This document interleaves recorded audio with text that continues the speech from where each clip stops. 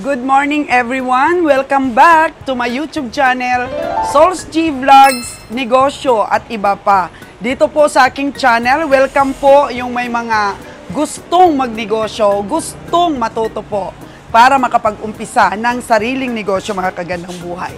This morning ay meron po tayong delivery from SYL Hermanos Distributors Incorporated. At nakalagay po dito, PDC. Ayan, post-dated check po kaagad ang ibibigay ng ating manager, Bio. Ito nga siya, ginagawa niya ng PDC ang delivery. Good morning, Manager Bio! Oh, di ba mga kagandang buhay? Tutok na po dito sa aking channel dahil dito po sa aking channel, marami po kayong tips and tricks na matutunan tungkol po sa grocery business.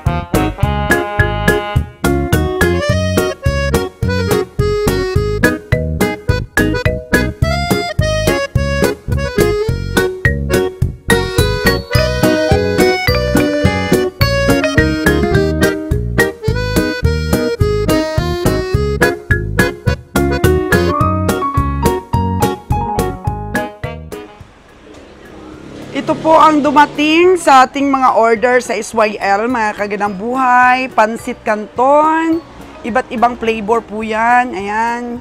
So, magdi-display na po ang ating mga girls, pansit canton, meron din po namang mga ano dito, oh. Ayan, cup noodles, ayan. Ayan po yung allocation po dito sa store namin, kaya po niya yan ipaubos ng 1 week. Ayan. Ito po yung mga display namin. Ang beef namin is 10 pesos. Ayan, pansit canton namin is 13 pesos. Ayan, parang ano na, 13, 12 lang dati. Ibig sabihin, tumaas siya mga kagandang buhay. Kasi may patong na yung presyo, oh, yan oh. Hinalitan po yung presyo. Meron din po kaming humi, 9.50. Ayan, yan po ang mga presyo namin. Yan po yung ating mga dilata section po, mga kagandang buhay. Wholesale price po kami. Dito naman po sa kabila, yung mga biscuits po na dumating from SYL. Ayan, wala na po kasing display, oh, makikita ninyo. Skyflex namin, konti na lang. Ayan, so, umorder po si Manager Bio ng Nissin. Ayan, mga biscuits po. Ayan, i-display natin yan para mapuno na naman po yung ating rack.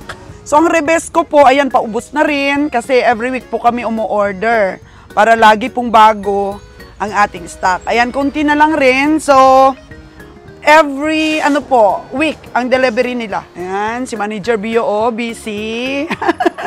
Wala na siyang vlogs, mga kagandang buhay. At hinihintay po nating dumating ang ating mga rice.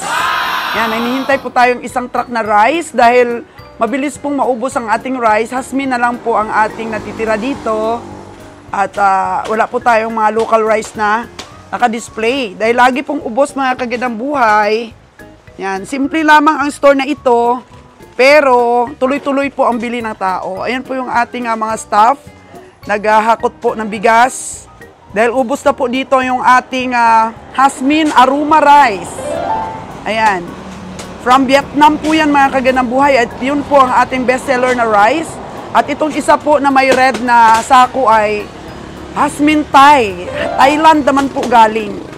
So, bantayan ko po ngayon ang pagdating ng isang truck natin na local rice po natin or mga bagong ani po dito sa probinsya ng Aklan. Ito po yung ating display na mga retail.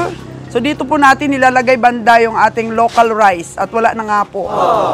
Kunti na lang po ang variety natin dahil medyo mahirap po ngayon ang supply ng bigas. Medyo hindi po bumaba ang mga presyo. Sa atin pong grocery, mga kagandang buhay, dapat yung mga stock po natin ay binabantayan yung mga expiration date. pag-display po natin, pagdating ng bago, yun po yung ating unang i-dispose. Para po masundan natin yung expiration date. Hindi po tayo mabio. At saka mag-ingat din po sa mga ahente na hindi po nila kinukuha yung mga bio nila. Oh, no! O bad order nila. Ayan. Mag-ingat din po sa ngat-ngat ng daga dahil meron pong mga kumpanya na hindi po nagtatanggap ng mga bio. Isa doon sa hindi nagtatanggap ng bio yung Del Monte, di ba? So ano style mo sa Del Monte? Nilalagay mo na lang dito. Oh, ayan. Ayan po, pakunti-kunti lang po yung order namin sa Del Monte. Kasi nga, hindi sila nagtatanggap mga kaganang buhay ng bio. Ayan. Lugi ka na pag hindi po nila tinanggap yung mga bio natin. Yan po yung mga display nating eggs. Simple lang po itong grocery store namin, mga kaganang buhay. Hindi po siya yung super fast moving po, kagaya ng mga pwesto namin po sa bayan. Pero maganda pa rin po itong base dahil meron naman po siyang sariling suki. At saka yung presyo po pareho din po sa grocery store namin sa bayan. So, lalagyan pa natin ng mga display yan dyan, mga kaganang buhay. Mahina ang kalaban, sabi ni Linlin. Maraming madi-display si Linlin hanggang maghapon po, mga kaganang buhay. So, yung bagong dating na Columbias ba yan, Linlin? Galing po sa Columbias na mga candies, mga Befresh. Yan. Yung Del Monte po namin, sabi ko nga, hindi kami masyadong umu-order na marami. Pakunti-kunti lang. Kaya didisplayhan din ito ni Sai mamaya. Sa mga chichirya naman po namin, ayan, ang ganda po ng rack namin sa chichirya. Minsan po, kalaban talaga natin yung daga. Yung daga po talaga. Kaya yung mga staff po natin, maparaan sila. Ayan o, nilagyan nila ng karton dito. Maparaan po sila sa pag-display po. Ayan, ito pa lang natapos nila. Marami pa pong dapat displayhan ng mga butas-butas po para po sa ating chichirya. Ayan, ito po natapos nila, oh. Ayan, pillows, Renby. Ganda po kasing pag ganito na yung gawin natin na rack, mga kaganang buhay. Para hindi po nahuhulog yung ating mga chichiryas. Ayan, maganda po yung pagkakalagay. Dito naman po sa kabila, oh. So, iba naman po na, ito, kumpanya. Ayan. Ganda po pag ganito ang ating lalagyan para hindi po mahuhulog. Tapos, iwas ngat-ngat rin po ng daga, mga kagadang buhay, oh. So, ang ganda talagang tingnan yan pag napuno ng display. Pero mostly pag umaga, ganito po yung display natin. Siyempre, bungi-bungi po. Maya-maya lang, ay pagtulong-tulungan nila yan para maano din. Maganda pa rin ang pagkakadisplay kasi yan po ang sekreto para mahatak tayo ng customer. Makakahatak po tayo pag maganda po ang display natin. Meron po tayong customer ngayon, mga kagandang buhay sa rice. Gusto niya yung Jasmine rice. Ayan si Sir, oh. The original rice. The happy rice, mga kagandang buhay, oh. It's only 1 free. Oh. 1 for 50, mga kagandang buhay, ha. Binigyan natin ng discount si Sir. Sabi niya, balik-balik ka dito, eh. Dito. Oh, monthly. Isang kabang bigas po sa 1 month yung Palagi. Dalawa yan. Dalawa? After 15 days. After 15 days, balik-balik.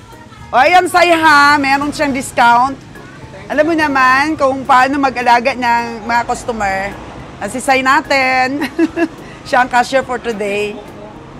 O, ayan po, mga kagandang buhay. Meron po tayong customer na nanay at saka si kuya. Bumili po ng bigas sa atin. Binigyan natin ng discount. Yan, sariling consumption. Ito po kasi yung fast moving talaga na rice sa atin, yung Jasmine. Matagal ka nang gumagamit ng Jasmine, sir? Yes. Oo, sarap talaga, sir, no? Almost 1 year. Oo, mga 1 year na. Dito mo nagkakarga sa motor mo? Oo. Ayan. Ito po, yung mga customer natin malapit lang dito sa atin. Saan ba yung bahay mo, sir? Malapit lang dito? Hibon lang po, mga kagandang buhay.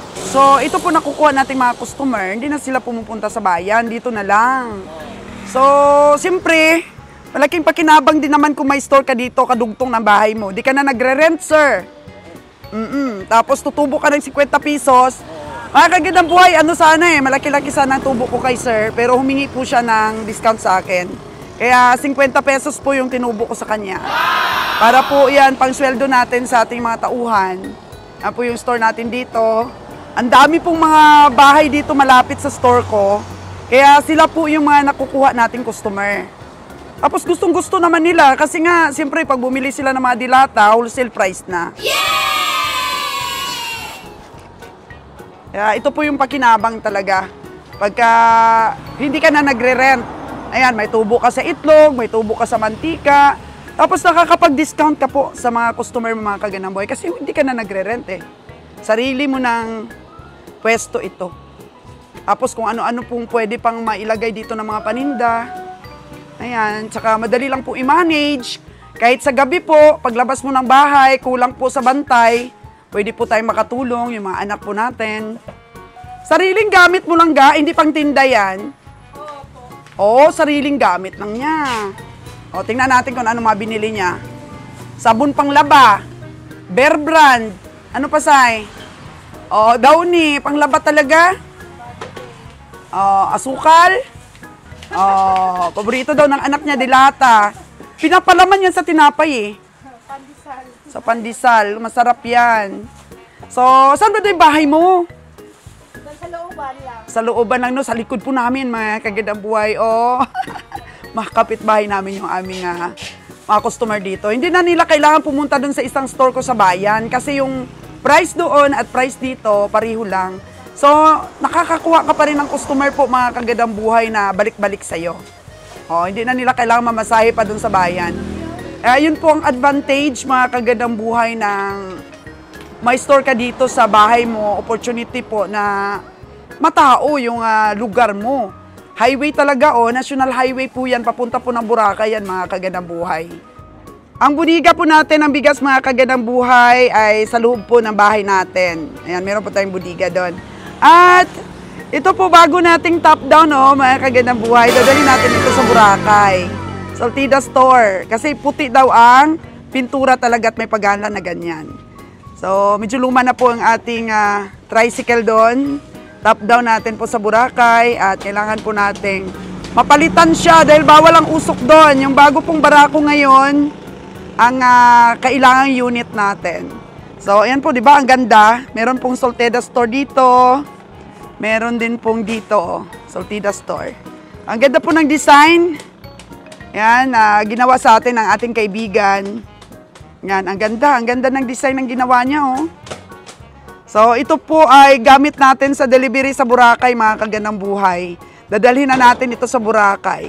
Magpagawa pa po tayo ng isa pa kasi 3 po ang ating top down doon sa Boracay. Pero siguro mga ano na yon, 7 years old. So, luma na po at kailangan po natin baguhin yung motor. Ayan, CDI na po yata. Ayan na yung barako natin na bago ngayon. Yun na po, yung walang usok po ang kailangan natin sa isla. So, barako 3 na po siya, mga kagandang buhay. Mahal po, mahal. May kita po siyang 100K. Tapos, pag kinuha mo po siya na hulugan, magdo-double price na po siya. Kaya kinas po natin ito nung last June pa. At ngayon lang po natin napagawa ng bagong top down. Bagong sidecar po, mga kagandang buhay. Yan po si Diloy natin, ang ating Killer Smile. So naka-assign siya ngayon, mga kagandang buhay, sa paggawa ng ating bahay ng mga baka. Ayan. Kaya strike anywhere po si Diloy. Ayan na po ang bigas na nahakot nila. Ayan. Pakunti-kunti po may mga customer po tayo. Marami rin pong bumibili dito, mga kagandang buhay. Bigas natin, mga kapitbahay natin. Yung mga pumupunta po sa Cold Spring, ay bumibili po dito ng mga beverage, tsaka mga chichirias. Tapos yung mga bihidor. Maganda po, nag-stop over lang po sila. Pag nalaman po nilang mura dito, dito na lang po bibili. Kasi hatak po talaga sa customer pagka maganda po ang presyo natin. So marami po tayong itatakel dito, mga kagandang buhay, sa YouTube channel ko dito sa Souls G Vlogs, Negosyo at Iba pa. Kung hindi ka pa po nakapag-subscribe, subscribe na. Kasi yung original ko po na YouTube channel is Souls Ganang Buhay. Doon po ang dami ko pong mga topic na natackle doon mga kaganang buhay. Pero dito po i-upgrade pa natin. Dagdagan pa natin yung ganda ng ating mga tips. Ayan, bigyan ko po ito ng oras mga kaganang buhay na gumawa po ng iba't ibang mga topics na itatackle natin. Para po maging productive ang pag-ano ninyo, study, gain knowledge po para sa grocery store. Marami pong nagtatanong mga kaganang buhay kung paano ba umpisahan ang pagninegosyo. Kasi akala nila, gusto nila mag-umpisa sa malaki kaagad. Pero kami, mga kaganang buhay, ang humble beginnings po namin is only 4,000. Nag-umpisa po kami sa 4,000 lang. Ayaw nyo maniwala? Yes! Sa 4,000 lang, year 2006. Ang 4,000 namin na yon, actually may pera kami po na 15,000. Kasi, una naming negosyo ay pag-iisda. Nalugi po si Kabeng Roger. At ang natira na lang po sa pera namin is 15,000. Pumunta po kami sa Gateway o Boracay, kumuha po kami doon ng pwesto, lupa lang. Pinatayo po namin ng building. Tapos, ang natira na lang po doon sa 15,000 is 4,000. Sabi ni Kabeng Roger, maliit lang po ang pinagawa namin. Mamili daw po siya ng mga saging sa bundok. At ang 4,000 na yun po, binili niya ng mga saging. Tapos ako po yung nagbenta. Ang bili pala. Galing bundok, tapos pahinugin namin. May nag-wholesale na ng mga hilaw. Tapos bumili siya ng malansunes, rambutan, santol, kung ano-ano pong mga gulay-gulay doon sa bundok na nakikita niya, yun po ang inumpisahan namin ng business. At ang 4,000 na yon, ang bilis lumago. Tapos nagdagdag po kami ng mga kung ano-anong pwedeng idagdag. Mga itlog na na-retail, hanggang kung ano-ano pong mga pwedeng idagdag mga kagandang buhay. And then, within 1 year, mga kagandang buhay, lumaki na yung aming 4,000. Ang 4,000 po mga kagandang buhay, ay ayan na. Nakapagpatayo po tayo ng mga branches. 2024 na po ngayon. After 1 year po mga kagandang buhay, nakapagdagdag po tayo ng bigasan at saka itlugan sa negosyo natin. And then siguro mga kagandang buhay, in 2 years time, nagkaroon po ako ng account sa bank na ito nga yung ginagawa ni Bio, chiki-chiki na lang ngayon.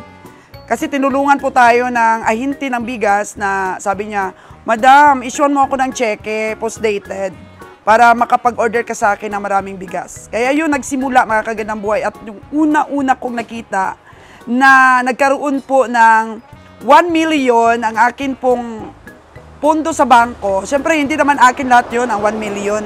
Dahil mabilis lang po talaga yung disposal ng bigas.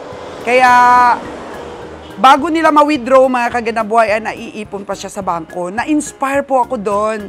Sabi ko, pwede na ba akong tawaging milyonaryo? Kasi may 1M nang nag-appear dito sa aking checking account.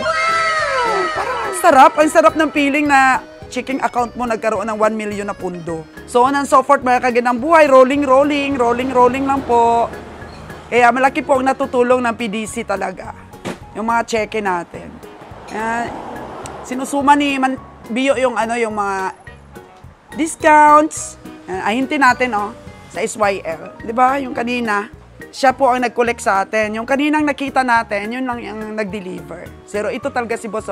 Boss Pugi na po nagko-collect. May BO ba? Yan ba yon? Magkano yung balik nating BO? Sa Centuria na dilata pala yan. Magkano yung kakaltas nating BO? 2,000. Oh, yan. 2,000. So, 2,000 din dyan sa kabila. So, yan po yung mga BO natin, mga kagandang buhay. Nababalik naman po sa SYL po. Dati KTKM ang may hawak niyan Ngayon, SYL na. Kaya kwento-kwento lang po tayo kung paano po namin napalago yung 4,000 namin. So sa negosyo talaga kailangan yung tutok ka, lahat ng dedikasyon ibigay mo. Ayan, upgrade. Kasi sa negosyo namin mga kagandang buhay, hindi naman kaagad kami nag-upisa sa ganito Sabi ko nga 4,000 lang, tapos puro saging-saging lang at mga prutas-prutas. After that, may opportunity po na kumatok, nagkaroon po kami ng bigasan. Yan, ang bigasan. Kaya lumaki po yung muscle ko dito sa bigasan eh. Kasi wala pa kaming masyadong maraming tao noon. At nagnegosyo kami ng bigas. Siyempre ako, nagbubuhat mismo. So yan, ay hinihintay po natin mga kaganang buhay ang ating pong delivery sa bigas, yung local rice natin. At iba-vlogs din po natin mga kaganang buhay para madagdagan pa pong ma-inspire po kayo sa pagninegosyo.